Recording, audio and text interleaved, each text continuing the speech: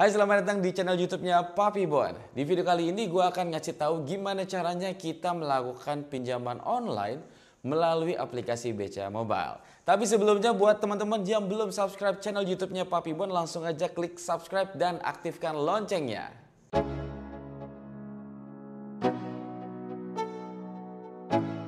Sebelum kalian melakukan peminjaman di BCA Mobile, pastikan kalian mempunyai rekening tabungan di Bank BCA dan BCA Mobile kalian juga sudah aktif.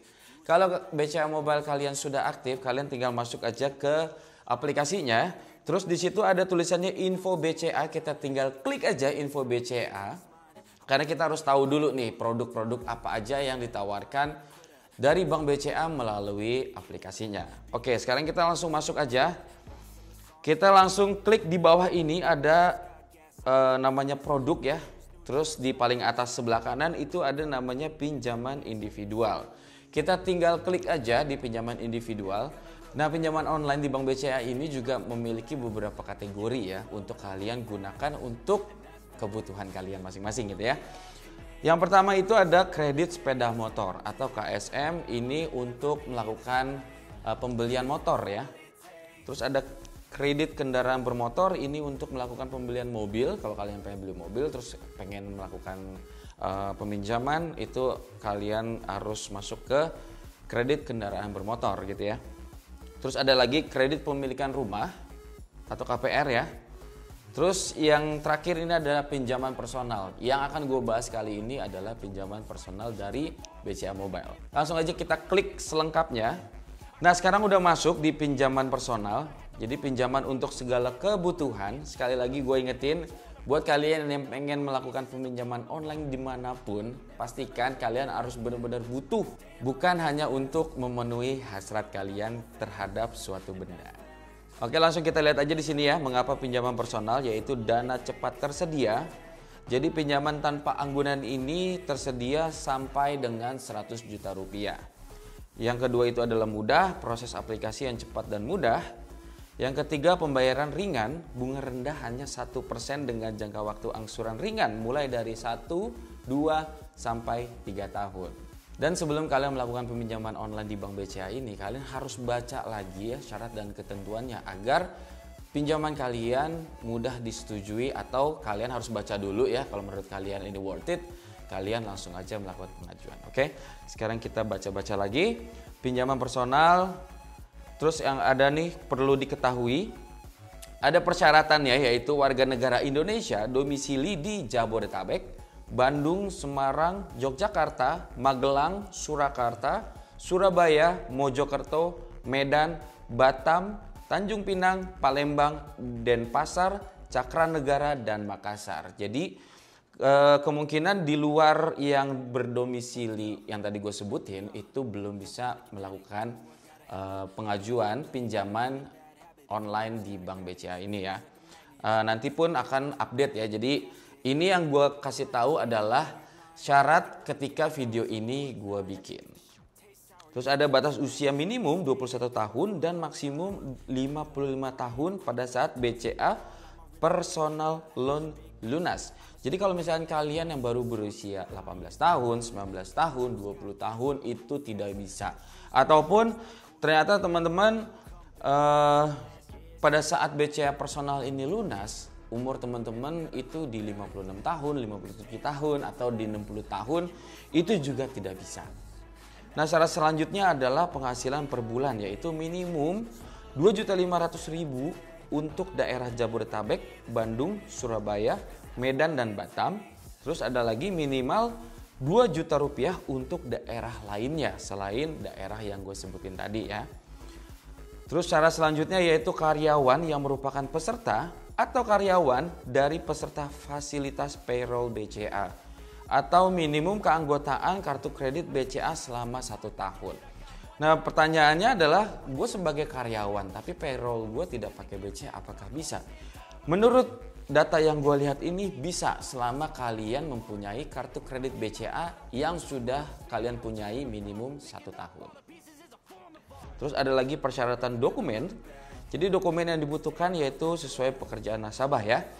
Yang pertama itu adalah aplikasi pengajuan, yang kedua itu adalah KTP elektronik ataupun paspor, yang ketiga itu adalah izin usaha atau TDI, TDP atau surat izin praktek ya. Ini buat kalian yang berprofesi sebagai wirausaha maupun sebagai seorang profesional gitu ya. Langkah syarat selanjutnya yaitu keterangan penghasilan atau slip gaji, kalian harus lampirkan. Yang terakhir adalah data NPWP kalian. Pertanyaan selanjutnya adalah, Bang, gimana kalau gue belum punya NPWP, gue bisa nggak ya melakukan pinjaman online di Bank BCA ini? Gitu ya. Data ini jadi disebutkan juga ya, untuk pengajuan sampai dengan 50 juta rupiah, kalau kalian belum atau tidak memiliki NPWP, maka kalian wajib mengisi surat pernyataan belum atau tidak memiliki NPWP. Jadi kalau misalnya teman-teman nih yang baru mulai bekerja atau baru memulai usaha, menurut gue sih kalian harus mempunyai NPWP ya. Selain persyaratan tadi, kalian harus tahu juga nih biaya dan limitnya. Jadi buat kalian pertimbangkan juga ya, apakah kalian mau lanjut melakukan peminjaman online ini apa enggak gitu ya. Yang pertama itu adalah biaya provisinya, yaitu 1% dari pinjaman yang disetujui atau minimum 100.000. Sebagai contoh misalnya kalian melakukan peminjaman ya. Sebagai contoh kalian melakukan peminjaman misalkan senilai 1 juta rupiah gitu ya. Kalau 1%-nya itu kan kurang lebih sekitar 1.000 rupiah ya. Jadi karena di sini ada tulisannya minimum 100.000, jadi yang harus kalian bayarkan itu bunganya adalah sebesar 100.000, bukan 1% dari 1 juta. Begitu juga 2 juta, kalian pinjam 2 juta, kalian bukan bayar 1% dari 2 juta, tapi minimum 100.000. Terus suku bunga angsurannya flat, jadi kalau kalian melakukan tenor selama 12 bulan, yaitu bunganya adalah sebesar 1% per bulan gitu ya, jadi 12% per tahun. Terus kalau kalian melakukan tenor 24 bulan, itu ada 1,03% per bulan atau 12,36% per tahun. Kalau kalian melakukan tenor 36 bulan, bunganya menjadi 1,07% per bulan atau sama dengan 12,84% per tahun.